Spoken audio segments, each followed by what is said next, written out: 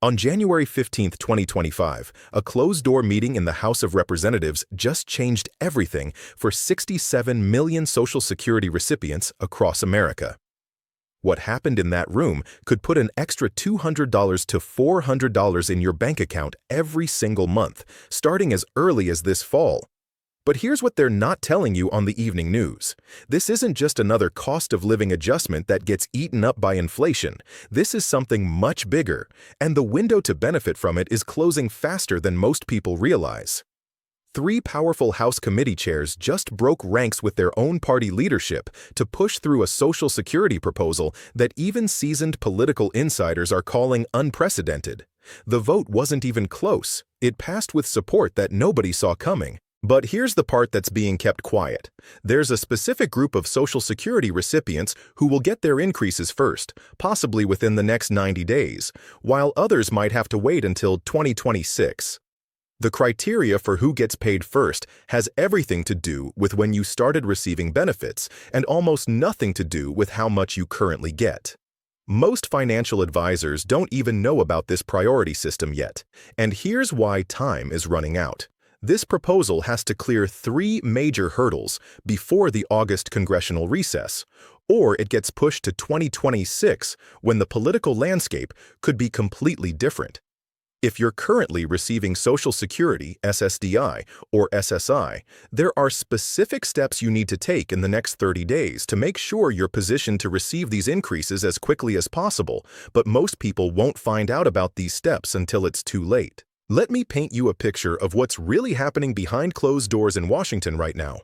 While most Americans are focused on their daily lives, working hard to make ends meet, there's been a quiet revolution brewing in the halls of Congress. Representatives from both sides of the aisle have been receiving an unprecedented number of calls, letters, and emails from constituents who are struggling to survive on their current Social Security benefits. The numbers don't lie, and they're more shocking than you might think. The average Social Security recipient currently receives about $1,827 per month. Now, I want you to think about that for a moment. Can you imagine trying to cover your rent or mortgage, utilities, groceries, healthcare costs, and transportation on less than $2,000 a month? For millions of Americans, this isn't a hypothetical question. It's their daily reality. But here's where things get interesting, and why this latest House proposal is causing such a stir.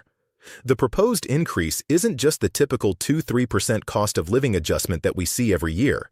We're talking about something that could potentially increase monthly payments by 15% or more for many recipients. That means someone currently receiving $1,800 per month could see their payment jump to over $2,000, and for higher earners, the increases could be even more substantial. Now, you might be wondering, how is this even possible? What's changed that would allow Congress to consider such a significant increase? The answer lies in a perfect storm of economic factors that have been building for years. First, we have inflation that has hit Social Security recipients particularly hard. While the official inflation rate might show one number, the reality is that the items seniors spend the most money on, healthcare, prescription drugs, and housing, have increased at rates far above the general inflation rate. Second, there's been a growing recognition that the current Social Security system, while essential, simply isn't providing enough support for Americans to maintain a dignified standard of living in retirement. The program was designed in a different era, when people had pensions, when healthcare costs weren't as astronomical, and when the cost of living was fundamentally different from what we see today. The House proposal addresses these concerns head-on, but it does so in a way that's politically smart and fiscally responsible. Rather than simply throwing money at the problem, the proposal includes several innovative funding mechanisms that could make these increases sustainable for decades to come. This isn't just about giving people more money today and worrying about the consequences tomorrow. This is about fundamentally restructuring how we think about Social Security as a retirement safety net. But let's get to what you really want to know. When will you actually see this money in your bank account? This is where things get both exciting and complicated. The legislative process is complex, and there are several hurdles that this proposal needs to clear before it becomes reality.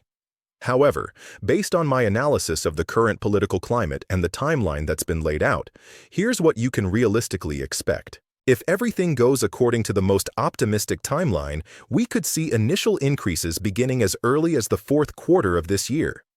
But here's the critical detail that most people are missing. The increases likely won't be implemented all at once. Instead, we're looking at a phased rollout that could take place over 18 to 24 months. This approach serves two purposes. It allows the Social Security Administration time to update their systems and processes, and it provides a buffer to monitor the economic impact of the increases.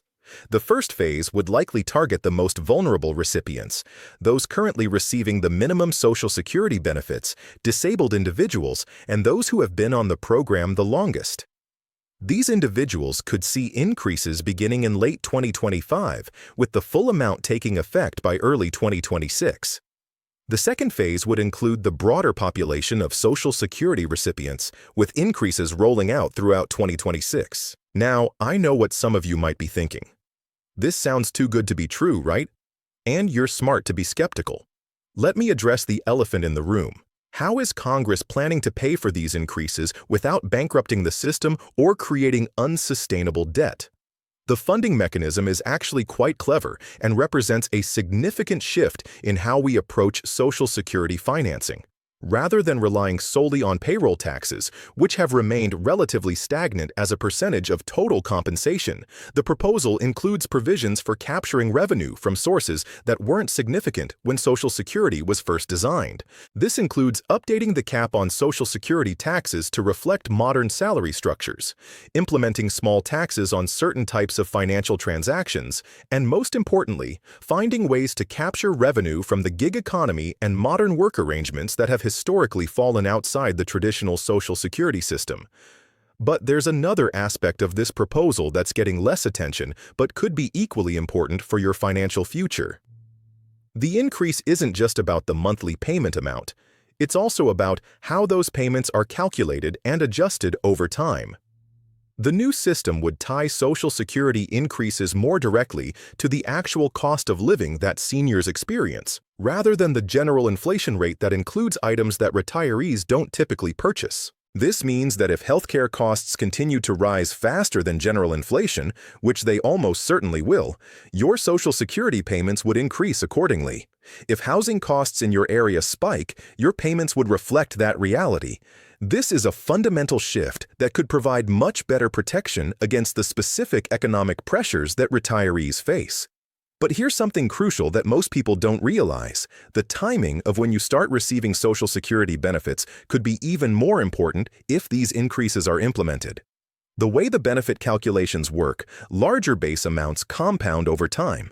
If you can afford to delay taking benefits and the increases go into effect while you're waiting, you could end up with significantly higher lifetime benefits. Let me give you a concrete example.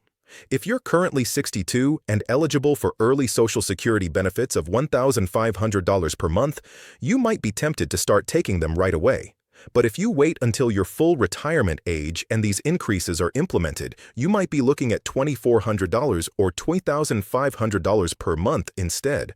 Over a 20-year retirement, that's a difference of hundreds of thousands of dollars. Of course, everyone's situation is different, and the decision about when to take Social Security benefits depends on your health, financial needs, and family situation. But if these increases do become reality, it adds another important factor to consider in your planning. There's also an important consideration for married couples. The proposal includes provisions that could significantly benefit surviving spouses, who often see their household income drop dramatically when their partner passes away. Under the current system, a surviving spouse receives the higher of the two Social Security benefits, but not both. The proposed changes could provide additional support for widows and widowers, helping to address what has long been recognized as a significant flaw in the current system. As we move forward, there are several key dates and milestones you should mark on your calendar. The House is expected to hold additional hearings on the proposal over the next few months, with a potential floor vote as early as this fall. If it passes the House, it will move to the Senate, where the timeline becomes less predictable. Senate consideration could take anywhere from a few months to over a year, depending on the political priorities and the need to negotiate compromise language. However, there's a possibility that elements of the proposal could be included in broader budget legislation, which might accelerate the timeline. Regardless of the exact timing, it's crucial that you stay informed and engaged in this process. This isn't just about government bureaucracy. This is about your financial future and your ability to live with dignity in your retirement years. The decisions being made in Washington over the next year could affect your quality of life for decades to come. I also want to address a concern that I know many of you have. What happens if this proposal doesn't pass, or if it gets watered down significantly during the legislative process? While that's certainly a possibility, the attention that this issue is receiving virtually guarantees that Social Security reform will remain a priority for policymakers. Even if this specific proposal doesn't become law in its current form, the momentum it has created makes it likely that we'll see some form of Social Security enhancement in the near future. The question isn't whether Social Security benefits will increase. It's how much they'll increase and when those increases will take effect. For those of you who are concerned about the political aspects of this issue, I want to emphasize that Social Security has historically been one of the few areas where bipartisan cooperation is possible. Both Democrats and Republicans understand that their constituents depend on these benefits, and voting against Social Security improvements is political suicide for most elected officials. The real debate isn't about whether to increase benefits, it's about how to pay for those increases and how to structure them to ensure the long-term sustainability of the system. These are complex technical issues, but they're solvable problems that smart policymaking can address. As we wrap up this discussion, I want to leave you with some action steps you can take right now to stay informed and advocate for your interests. First, contact your representatives in Congress and let them know that Social Security is a priority for you. Politicians pay attention to the issues their constituents care about, and your voice matters. Whether you're already receiving Social Security benefits or planning for them in the future, these changes could have a profound impact on your financial security. Stay informed, stay engaged, and most importantly, stay hopeful. The American promise of a secure retirement is alive and well, and we might be about to see it strengthened for generations to come. The next few months will be crucial in determining how this all plays out. Keep watching, keep learning, and keep advocating for the retirement security